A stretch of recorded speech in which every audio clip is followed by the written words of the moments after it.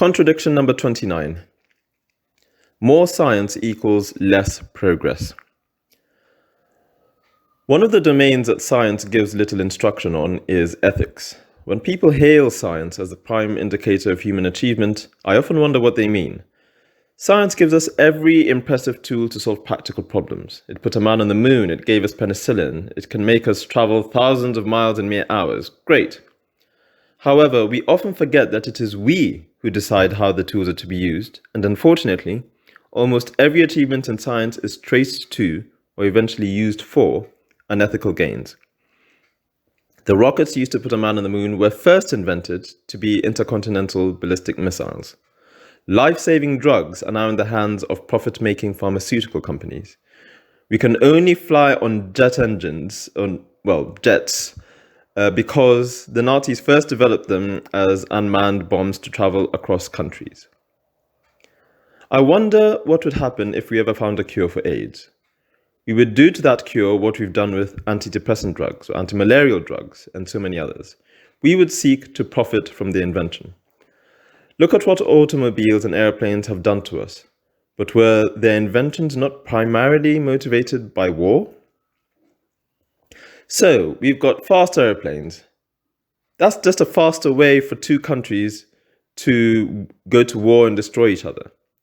What about food and electricity? We have found such efficient ways of producing energy and food to the point that we are excessively wasteful of it. We no longer eat healthy food, and our machines cost the environment a lot. I've never understood the proliferation of foods like chocolate bars, fast food burgers, and chips and fizzy drinks, apart from the fact that we want them. How did we ever think that consuming a bottle of Coke, should I say old-fashioned Coke, was a good idea with the amount of sugar it has? How did we ever think that a McDonald's burger and chips was nourishing? How did we ever think that a chocolate bar was better or more sustaining than a piece of fruit? Science is only as good as how it is used, and that is why it cannot be separated from ethics. We seem to be so impressed by our achievements that we do not realize that they can be the very things that cause harm. Consider the peace of the world at the turn of the 20th century. German unification meant war and eventually a world war, but did it really have to? Fine. Humanity made a few mistakes and errors of judgment. Surely we would not be so stupid to do it again. After the First World War, there was no way we thought there was no way that was going to happen again. So we did what we could to punish the aggressor with the Treaty of Versailles, to the point where aggressive socialist revolution was ripe, i.e. the Nazis. It rose to bring the world to devastation for the second time in 3 decades, when after the previous war, humanity could not conceive of doing anything so stupid again. Okay, fine. Sometimes you get maniacs like Hitler and, after his defeat, we learnt our lesson. Rather than punish the losers, we built them up and made their prosperity entwined with ours. Great, prudence and wisdom at last. That's what Britain did with America after the Revolution, with France after Napoleon, and most of its colonies. And that is exactly why Churchill said that European peace required a union between France and Germany at the closest possible level. Consequently, it was on these 2 pillars that the European Union was born. Surely now world peace would be guaranteed.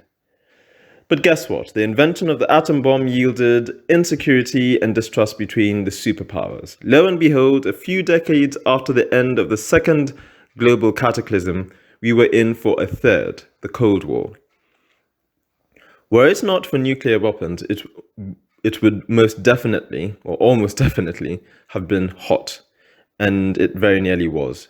Eventually, in 1989, one side lost, and the victors, having failed catastrophically to prevent World War I and II, could not heed Churchill's lesson.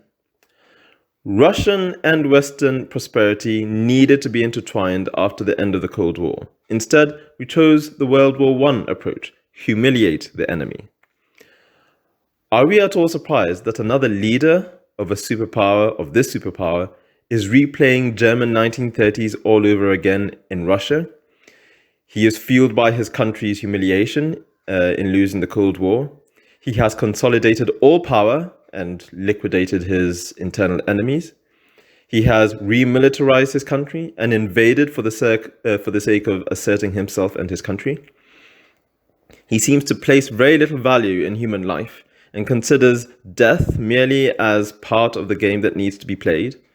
He owns state media and now controls a very effective propaganda machine that leaves his people to see nothing but the good in him, and their country is less about, fail to see nothing but the good in him and their country, and less about humanity in general, the global universal view, let alone a failure to see their own worsening conditions.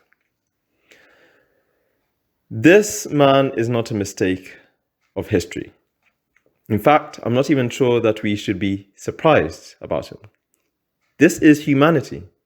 And how we constantly make the same mistakes in history shows me that for all our science, we are fundamentally erroneous, maybe even fools.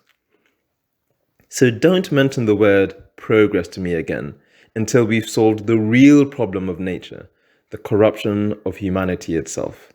Until then, science merely gives us more effective tools of harming each other and our planet.